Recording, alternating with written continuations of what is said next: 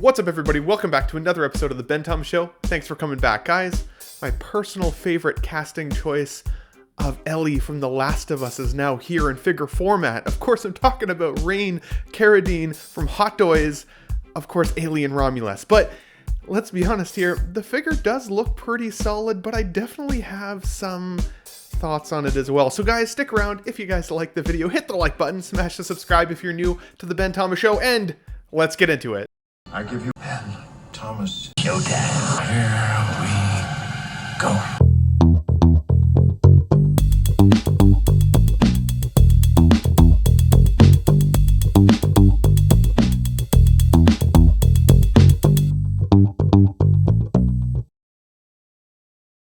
Okay, everybody, welcome back. So, I was joking a little bit, just a little bit, about this being my favorite casting selection for Ellie from The Last of Us, because while I do think Bella Ramsey is doing a great job, I would have loved to see Kaylee Spenny here, or the actress who plays Rain Carradine, get the opportunity as well. Because when I see this actress beside the character of Ellie, I can't not see it. On the other hand, she did an amazing job of the character of Rain Carradine. I felt like I was kind of over the Alien films at this point, kind of how I'd felt about the Predator films, to be honest, and then Prey really brought me back into it, and so did Alien Romulus. I genuinely had a really good time watching this film. And honestly, I rooted for her the whole way through.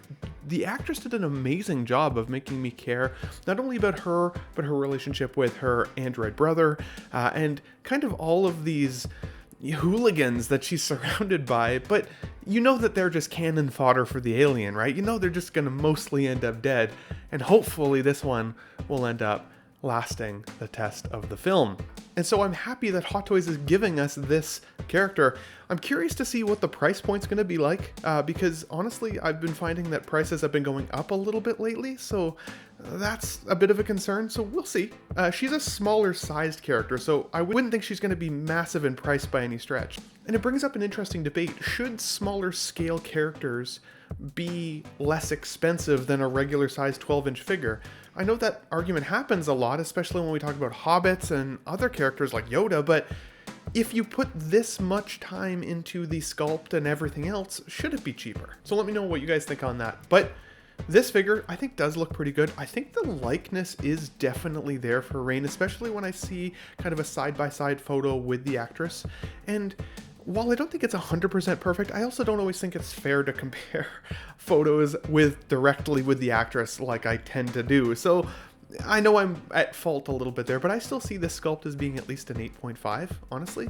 And I love the fact that we have the rolling eye system here, because I do think it brings the, the face and the kind of the soul out of the character a little bit. I also think Hot Toys continues to give us really good hair sculpting lately. Like, look at the kind of baby strands that come down in the front a little bit there.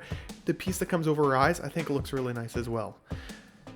It doesn't look like there's a lot of weight in the necklace. It looks like it bobs around a little bit. The tailoring on the shirt is a little on the baggy side, and the pants, in the film, they look more like track pants to me, but here they look a little bit more like jeans or somewhere in between. I still think it's pretty darn close, and I do like that there's the cuffs at the bottom of the legs as well. I also like the shoes. I didn't even look at the shoes during the whole film, so it took actually some time to find a photo where I could see the shoes in it, and they did a pretty darn good job pulling that off. They look like the shoes, the colors look pretty solid, and all of that. The gun also has a really cool paint job, but I think there would have been a cool opportunity in there to have a bit of a light on the side, especially in that one red panel. It does look like it's illuminated in the film, and from my recollection, whereas here it's painted. But again, not the end of the world. It would be a button cell battery that most of us would probably never use or install, so not the end of the world by any stretch. I love that on the one side of the body, it's very much a seamless arm through the elbow. I think that looks really good, but then you see this really ugly wrist peg on the other side. And if third-party companies like Limb Toys can give a Nathan Drake with a seamless arm for one side, why can't Hot Toys start doing that as well? At least a gun-holding hand. Because if the outfit doesn't come with another wrist wrap like the other side, it's just not part of the character, then you kind of just don't have a choice but see it. And there's a few photos that hide it because of her angle that she's situated in. One complaint that I actually have here is I understand that the scene that they're going for, because of her little bit of battle damage there, which I think is strategically and well placed based on the photos that I've seen of that scene, I'd also really have liked to see her have maybe a different expression, so maybe a different sculpt altogether, a secondary sculpt, but also the red jacket, her backpack, some of the other parts from the beginning of the film. Because I can see collectors, especially looking for kind of a third-party version of her android brother at some point if we don't get it as an official Hot Toys offering. And that's a pretty iconic look, but it also hides some of the body, some of the imperfections that I called out, like the wrist joints. If the jacket was provided with the backpack, it gives that alternative look, and you can hide some of the ugliness. But of course, we're not getting that either. So again, this figure, in my opinion, as it stands right now, I don't think should go for much more than about $265, but my bet is that it's at least $285. So we'll see kind of where it kind of shakes out there.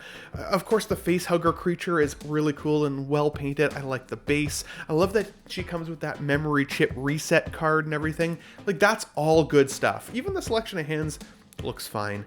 The figure body, as I said on the one part right by the wrist joint, kind of looks very figure body-esque and not well painted or not dirtied up enough. Like, by this point in the film, if you're going to go with this look and not give us the jacket from earlier in the film, then I think she should have been a little grimier, especially on the body. So, again, a bit of a complaint, but is it an absolute deal breaker? No. What I think for me will be the deal breaker on this one is the price. I've got the alien coming, and I'd be willing and very tempted to put her in the display as well, because she was badass. And we didn't get Naru from Prey, which should have come with the Predator alien. So, like, I'm happy that Hot Toys gave us this character.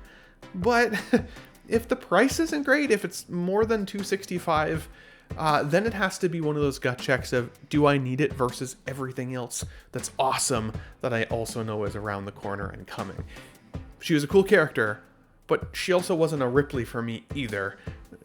But she did inspire some love for the film franchise again. So, you get to see the calculus running through my mind on this video, guys.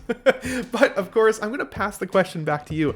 Is this a must-buy? What are your thoughts on the likeness? Again, I'm kind of in that 8 to 8.5. I'd give it a good 8.5 at certain angles especially.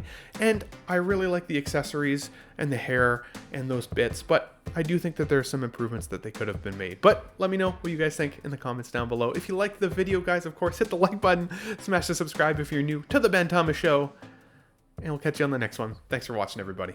Wow, what a great audience. Be sure to subscribe to my channel if you haven't already, because subscribing makes you feel good. Where shall I go? What shall I do? Frankly, my dear, I don't give a damn. It's gone. It's all gone.